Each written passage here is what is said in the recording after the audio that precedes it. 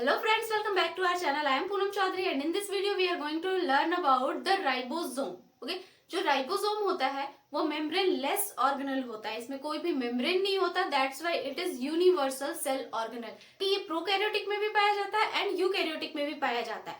दुनिया के हर एक सेल में जितने भी सेल है सब में राइबोसोम प्रेजेंट होता है. That's why it is known as universal cell organelle.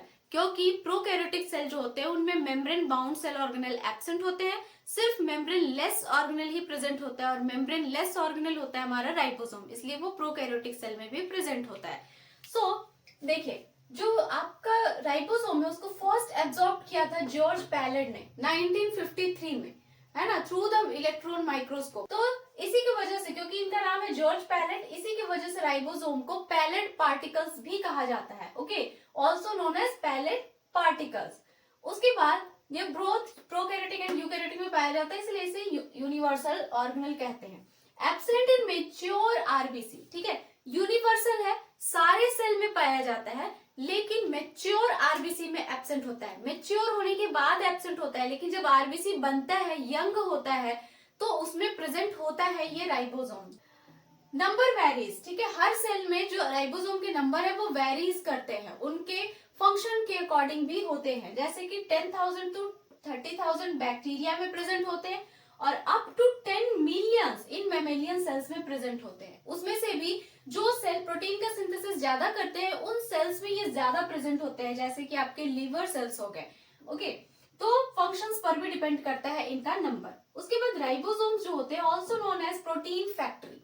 Ribosome का काम होता है प्रोटीन को सिंथेसाइज करना. तो प्रोटीन को बना रहे, प्रोटीन को प्रोड्यूस कर रहे हैं, that's why it is known as protein factory. Okay, ribosome कहाँ प्रोड्यूस होता है? राइबोसोम प्रोड्यूस होता है आपके, ये सेल है, सेल का ये न्यूक्लियस है. आपको पता है न्यूक्लियस के अंदर एक ऐसे डेंस प्लेस होता है जिसे हम कहते हैं न्यूक्लियोलस, है ना, न्यूक्लियोलस. तो इसी न्यूक्लियोलस के अंदर इस राइबोसोम का सिंथेसिस होता है. तो राइबोसोम फैक्ट्री कौन हो गया? न्यूक्लियोलस. एंड प्रोटीन फैक्ट्री कौन हो गया? राइबोसोम. तो राइबोसोम सिंथेसिस इन न्यूक्लियोलस. तो न्यूक्लियोलस के अंदर राइबोसोम बनता है और बनने के बाद वो बाहर आता है और इंडोप्लाज्मिक रेटिकुलम के ऊपर प्रेजेंट होता है और साइटोप्लाज्म में भी प्रेजेंट होता है. उसके बाद हमारे जो राइबोसोम्स हैं वो टू टाइप्स के होते हैं. एक तो होता है हमारा साइटोप्लाज्मिक राइबोसोम. प्रोकैरियोटिक सेल में तो साइटोप्लाज्म में प्रेजेंट होता है, वो ठीक है, लेकिन यूकैरियोटिक में भी दो तरह के होते हैं. साइटोप्लाज्मिक जो साइटोप्लाज्म में प्रेजेंट होता है इंडोप्लाज्मिक रेटिकुलम के ऊपर और साइटोप्लाज्म में ऐसे स्कैटर्ड होता है, तो वो होता है एक जो कि एटीएस होता है. हमारे जो राइबोसोम होते हैं उनमें दो सब यूनिट्स होते हैं. ठीक है, एक राइबोसोम में दो सब यूनिट्स होते हैं. एक होता है हमारा स्मॉल वाला, कुछ इस तरह करके होता है. ठीक है, कुछ इस तरह से करके होता है हमारा स्मॉल वाला. और उसके बाद जो बड़ा वाला होता है एक, वो इस तरह से डोम शेप्ड का होता है. ठीक है, इस तरह से डोम शेप्ड का होता है. ये स्मॉलर यूनिट, ये लार्जर सब यूनिट. इन दो यूनिट से मिलकर बनता है हमारा एक ribosome. Okay, this is the smaller and this is the larger. तो जो आपका साइटोप्लाज्मिक राइबोसोम होता है वो इन दोनों को मिलाकर एटीएस होता है. एस इसका यूनिट है, स्वेटबर्ग यूनिट या सेडिमेंटेशन कोएफिशिएंट. ठीक है, उसके बाद ये जो एटीएस है उसमें इन दोनों को मिला के एटीएस है. उसमें स्मॉलर वाला कितना होता है? 40s. ये होता है आपका 40s और जो लार्जर वाला होता है वो 60s होता है. वही माइटोकॉन्ड्रिया के अंदर भी आपको पता है कि राइबोसोम प्रेजेंट होता है, क्योंकि माइटोकॉन्ड्रिया आपका सेमी ऑटोनोमस होता है, जिसके पास अपना खुद का डीएनए है, आरएनए है, राइबोसोम है, प्रोटीन है. तो उसके पास भी अपना खुद का राइबोसोम है जो कि 70s होता है. जैसा प्रोकैरियोट्स में होता है ना, वैसे ही हमारे माइटोकॉन्ड्रिया में प्रेजेंट होता है. और हमारे प्लांट सेल के क्लोरोप्लास्ट में भी राइबोसोम प्रेजेंट होता है. तो वो कितने होते हैं? 50s and 30s. तो उनके राइबोसोम ऐसे स्मॉलर वाला हो जाएगा 30s और लार्जर वाला हो जाएगा 50s, और दोनों मिला के एक साथ जब आएंगे तो उसको हम बोलते हैं 70s. ओके, तो इस तरह होता है. साइटोप्लाज्मिक राइबोसोम जो होते हैं उनका लेंथ होता है 30 to 40 नैनोमीटर. ओके, और ब्रेथ होता है 20 to 24 नैनोमीटर. ये साइटोप्लाज्मिक वाला है. माइटोकॉन्ड्रियल वाला कितना होगा? 20 to 29 नैनोमीटर उसका लेंथ होगा और 70 to 21 नैनोमीटर उसका ब्रेथ होगा. उसके बाद ये जब आपस ये कुछ इस तरह प्रेजेंट होते हैं और उसके बाद एक साथ आ जाते हैं, जैसे ये स्मॉलर वाला है इस तरह, और इसी के ऊपर ये बड़ा वाला लार्जर वाला यूनिट इस तरह से आ जाएगा।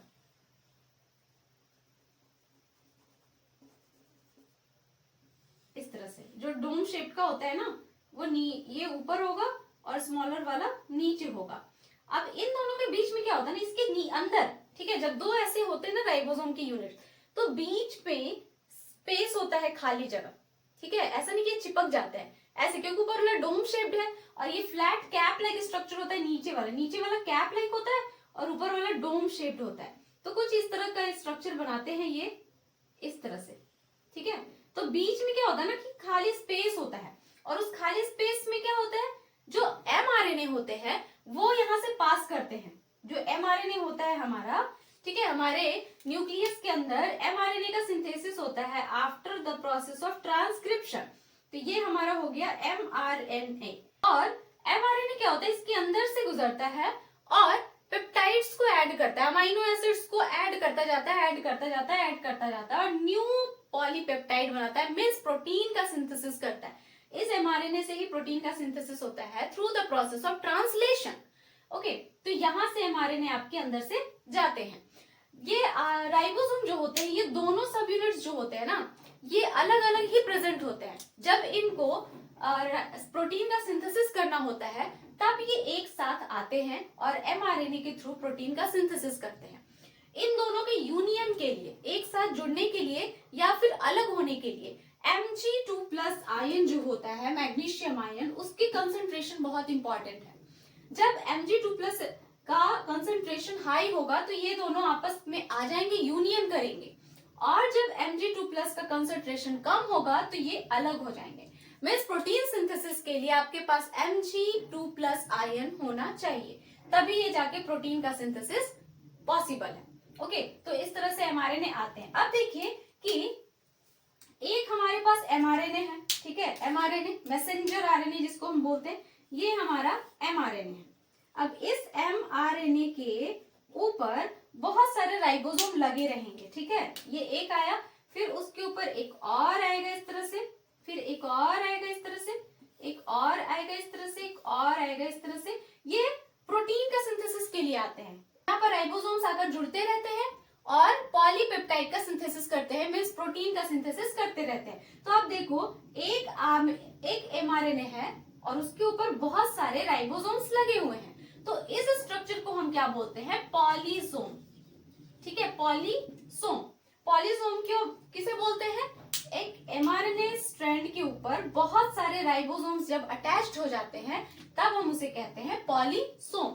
और ये तब होता है जब प्रोटीन का सिंथेसिस करना होता है, और जब प्रोटीन का सिंथेसिस नहीं हो रहा है तो ये दोनों सब यूनिट्स जो होते हैं वो अलग अलग होते हैं। प्रोटीन का सिंथेसिस करना है तो ये यूनियन करते हैं, और उसके लिए Mg2+ आयन जरूरी है कंसंट्रेशन उसका, और उसके बाद जब ये mRNA का प्रोटीन का सिंथेसिस करते हैं फिर अलग हो जाते हैं। वैसे हर टाइम प्रोटीन का सिंथेसिस तो काम चालू ही रहता है, तो जनरली ये एक साथ ही होते हैं, बाकी जब प्रोटीन बन जाता है तो फिर ये अलग हो जाते हैं। तो ये था कुछ हमारा राइबोसोम का structure. I hope this video found helpful to you. If you like the video then hit the like button and do subscribe my channel. मिलते हैं नेक्स्ट वीडियो में, तब तक के लिए bye bye and take care.